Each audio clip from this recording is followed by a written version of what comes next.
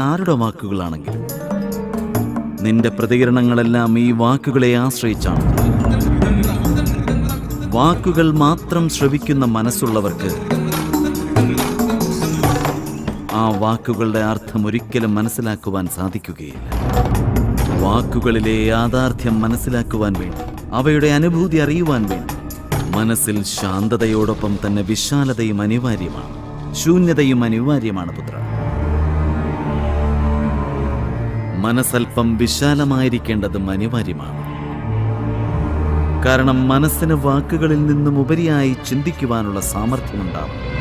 പക്ഷേ മനസ്സൊരിക്കലും ശൂന്യമാവുകയില്ല, ഒഴിഞ്ഞ അവസ്ഥയിലുമാവുകയില്ല. വാക്കുകൾ ധാരാളം ആർജിക്കുന്നതാണ് ജ്ഞാനമെന്ന് മനസ്സ് ചിന്തിക്കുന്നതാണ്. വാക്കുകളാണ് ജ്ഞാനമെന്ന തെറ്റിദ്ധാരണയാൽ മനസ്സ് വാക്കുകൾ സമാഹരിക്കുവാനും ആരംഭിക്കുന്നു. പരമ